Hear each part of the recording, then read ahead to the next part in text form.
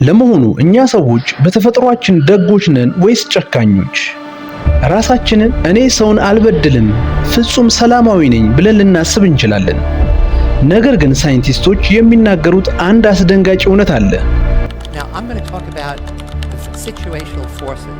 We have underestimated the power of situations to transform good people and move them across that line. ተስማሚ ሁኔታና ስልጣን ካገኘን ማናችንም ብንሆን በአንድ ጀንበር ወደ ጨካኝ ፍጡር ልንቀየር እንችላለን ይላሉ።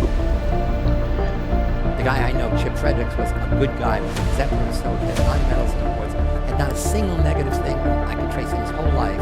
Now he's doing this really bad. እንደ ኤሮፓያን አቆጣጠር በ1971 በታዋቂው የስታንፎርድ ዩኒቨርሲቲ የመሬት ክፍል ውስጥ በሰው ልጅ ታሪክ እጅግ አስፈሪና አወዛጋቢ የሆነ የስነ ልቦና ሙከራ ተካሄደ።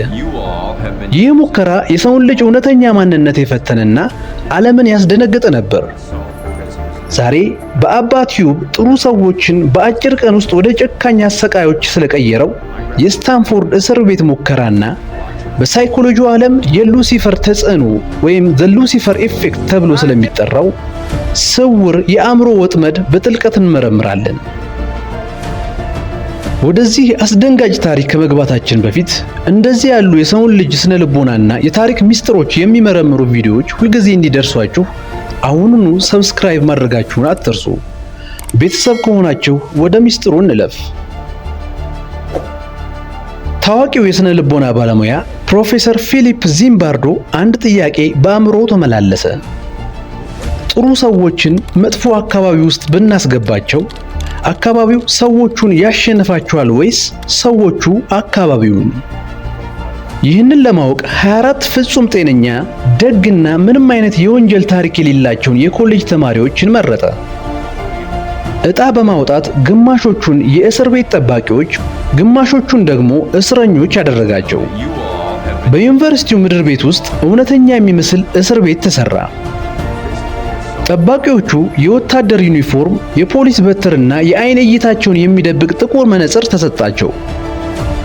እስረኞቹ ደግሞ ስማቸው ተሰርዞ በቁጥር ብቻ እንዲጠሩ ተደረገ። ሙከራው ለ2 ሳምንታት እንዲቆይ ነበር የታቀደው።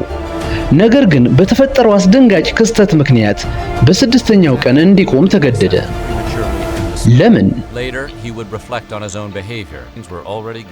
ሙከራው በጀመረ በሁለተኛው ቀን እስረኞቹ አመጹ። በዚህ ጊዜ ጠባቂዎቹ አመጹን ለመጨቆን እጅግ ጨካኝ የሆኑ እርምጃዎችን መውሰድ ጀመሩ። ፍጹም ሰላማዊ የነበሩት ወጣቶች በአንድ ጀንበር ተለወጡ። እስረኞቹን በባዶ እጃቸው መጸዳጃ ቤት እንዲያጸዱ አስገደዷቸው። ልብሳቸውን ገፈው በብርድ ሰዓት ሲሚንቶ ላይ አስተኟቸው። እንቅልፍ በመንሳትና ስነ ልቦናቸውን በመስበር ከፍተኛ ስቃይ ያደረሱባቸው። እነዚህ ጠባቂዎች ከሙከራው በፊት በነበረው ሕይወታቸው ለሰው ሩህሩህ የነበሩ ደግ ወጣቶች ነበሩ። ነገር ግን የስልጣንና የልብስ መለወጥ በውስጣቸው ያለውን ስውር ጨካኝ ማንነት ቀሰቀሰው። ፕሮፌሰር ፊሊፕ ዚምባርዶ ይህንን ክስተት ዘ ሉሲፈር ኢፌክት ወይም የሉሲፈር ተጽዕኖ ብሎ ጠራው።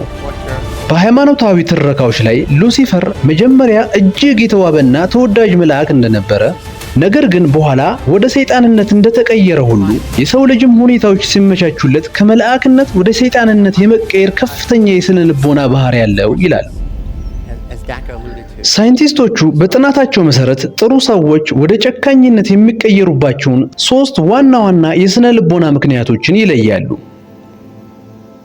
የመጀመሪያው ማንነትን ማጣት ወይም ዲ-ኢንዲቪጁዌሽን የሚለው ሲሆን ጠባቂዎቹ አንድ አይነት ልብስና ጥቁር መነጽር ሲያደርጉ፣ እስረኞቹ ደግሞ በቁጥር ብቻ ሲጠሩ የየግል ሰብአዊ ማንነታቸው ይጠፋል።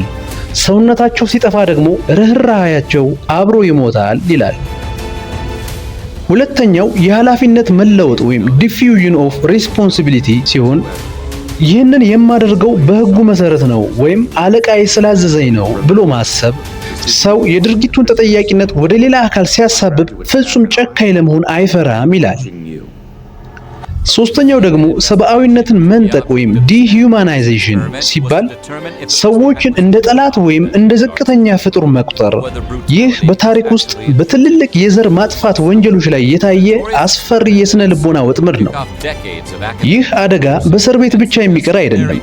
በዕለት ተዕለት ሕይወታችን በሥራ ቦታ ትንንሽ ስልጣን ሲያገኙ ባልደረቦቻቸውን በሚያሰቃዩ አለቃዎች የምናየው ይህንኑ የሉሲፈር ተጽዕኖ ነው። የስታንፎርድ እስር ቤት ሙከራ የሚያስተምረን ትልቁ እውነት ዓለማችንን አደገኛ የሚያደርጓት ጥቂት የተወለዱ ጨካኝ ሰዎች ሳይሆኑ ክፉ ድርጊት ለመስራት ሁኔታዎች ሲመቻቹላቸው ዝም የሚሉ ወይም ተባባሪ የሚሆኑ ጥሩ የሚባሉ ሰዎች መብዛታቸው ነው። በውስጣችን ያለውን ጨለማ ገጽታ አውቀን ካልተቆጣጠርነው እኛም የአካባቢው ሰለባ መሆናችን አይቀሬ ነው። እርሶስ ተመሳሳይ የስልጣንና የሁኔታ ወጥመድ ውስጥ ቢገቡ ደግነታችሁን ይዘው መቀጠል የምትችሉ ይመስላችኋል ወይስ የሉሲፈር ተጽዕኖና የስልጣን ጥም ያሸንፋችኋል? ሐሳባችሁን በቅንነት ኮሜንት ላይ አስፈሩልኝ። አብረን እንማማርበት። ቪዲዮ አዲስ ዕውቀት ከሰጣችሁ ላይክ ማድረጋችሁንና ቻናላችንን ሰብስክራይብ ማድረግ አትርሱ። በሚቀጥለው በአዲስ ታሪክ እስከምንገናኝ ቸርን ሰንብት።